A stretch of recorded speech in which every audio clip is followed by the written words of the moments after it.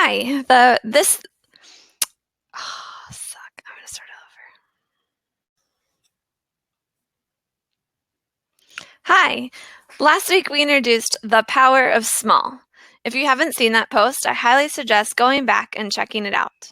It explains the why behind the power of small and the series about the power of small, and sets up the series about these three small changes that can make big impacts on you and your business. You can always come back to this post after you check out that post. Today's small change is about transforming debt into financial freedom. Now, this might not seem like a small change. Debt might seem like a huge, insurmountable obstacle to you.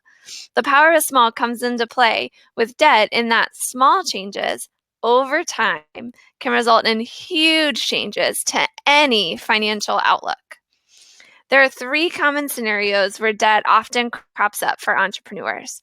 How you deal with that debt will be different depending on where you're at with your business. So I've broken this post down into three different sections for three common times when you might need to make a decision about debt and financial freedom.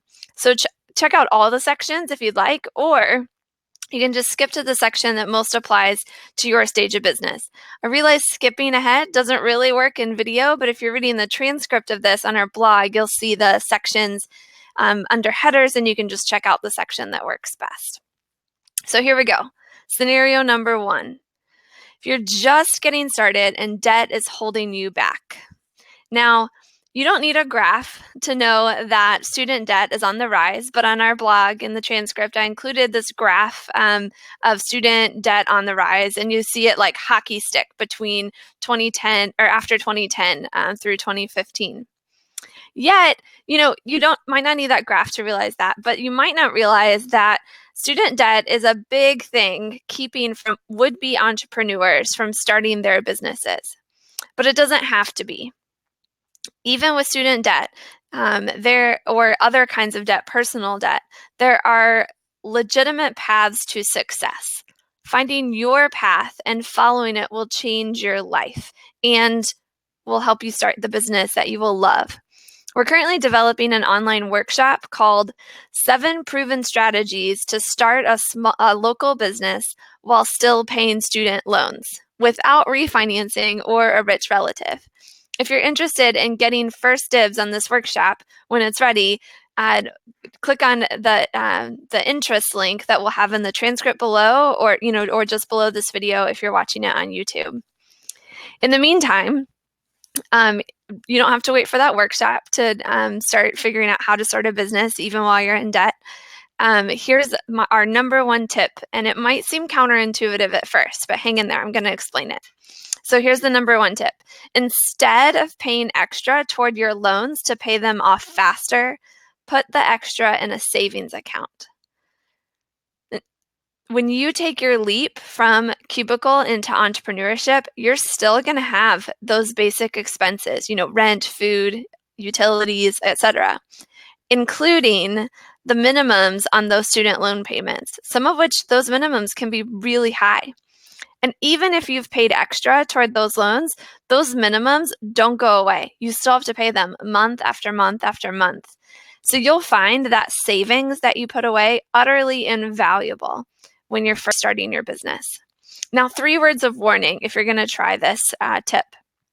First word of warning, you have to be super disciplined here and act like that money in your savings account isn't there until you've made that leap.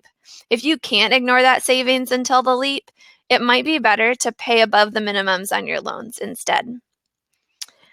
Second word of warning, don't let that savings that you amass make you relax during those first few months after you make the leap into your entrepreneurial life.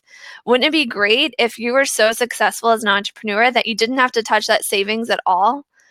You definitely want to avoid the worst case scenario where your savings runs out and you have to go further into debt to keep your entrepreneurial dream alive. So keep your entrepreneurial fire alive and live like you've never lived before and will never live again, no matter how much you're able to save and have as a cushion for you. And then third word of warning, like all financial advice, this and the rest of this post This advice doesn't apply to everyone. Consider your own circumstance, your own situation, and do what's best for you. Experiment until you find the right scenario. You can do this. There are lots of different paths to starting a business while still paying off student debt. Don't give up. You will figure out the path that works for you. This is just one suggestion. And so if this is you, you can stop reading or listening and, maybe push pause on the video. Go set up an auto transfer right now to move money from your checking to your savings account for a set amount each month or each payday or whatever you think would work for you. Go ahead, pause, go do that right now. If you are an entrepreneur who's been in business a couple years, this is scenario number 2 for you. You might still have debt payments, and those debt payments might be keeping you from sustainability and profitability. My biggest advice here is to set a deadline. Give yourself a deadline for being debt-free. Then make a plan for how to get there. How many extra sales do you need to make? What kind and how big of an event would you need to throw? What kind of big client would you need to land? Set a deadline, maybe 3 months, 6 months, maybe 1 to 3 years, depending on your business and how big the debt is. Then quantify exactly what you need to do to make it happen. You'll start to see how easy this can be. Maybe something like growing sales 10% or landing 1 new client per month or throwing a big party on your next anniversary. If it doesn't feel easy, you haven't broken it down far enough. Any amount of debt can be reduced into a certain number of $100 payments or $25 payments if 100 is too much at one time. So break it down to, into that sort of level that it feels easy. And the key is to set the goal, make the money, and then actually put that money toward the debt rather than use it for something else you don't really need. So if this is you, stop reading, push pause on the video, take 15 minutes to set your deadline and start drafting your action plan. Now, you might be further along, several years into your business, and so this third scenario is for you. You might be thinking about taking on debt in order to expand, whatever that looks like for you, adding another location, adding on new employees, adding a new product, whatever it is. While these first 2 strategies are ones that I've used and have totally worked for me, worked gangbusters for me, this one is a work in progress for me. This is exactly where I am in my business right now. We're 6 years in, we're thinking about expanding. Here's my approach. I'm taking a slow and steady march toward expansion, sort of the turtle approach. Slow and steady wins the race. And my first priority, the first things first, I'm making sure my flagship is solidly profitable and can pretty much run without me. There's effective management.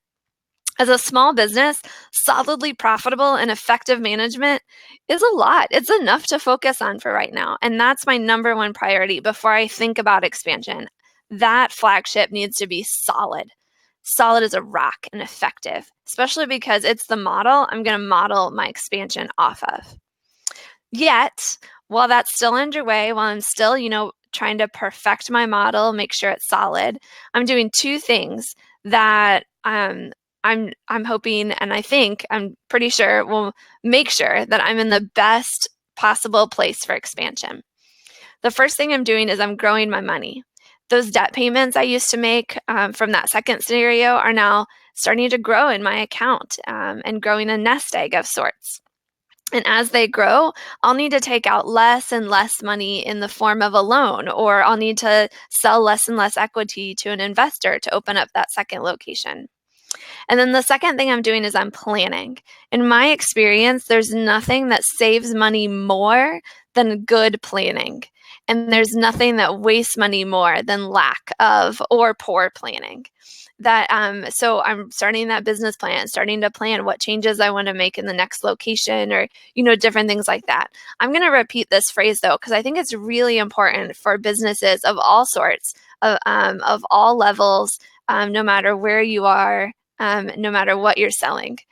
There's nothing that saves money more than good planning. And there's nothing that wastes money more than lack of or poor planning.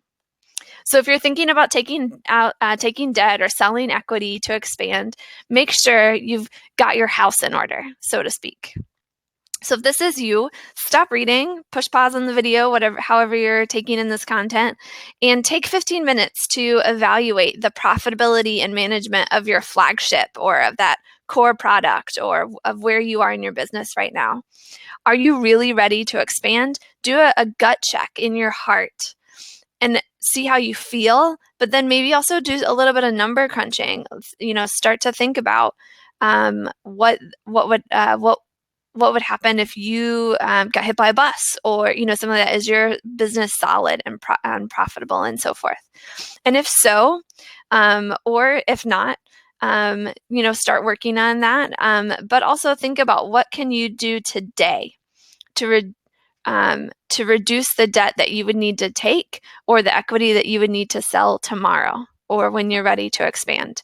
How might you grow your money or start to plan really well starting today? Just do a quick brainstorm session, 15 minutes, journal, write yourself an email, sort of start to think through those things.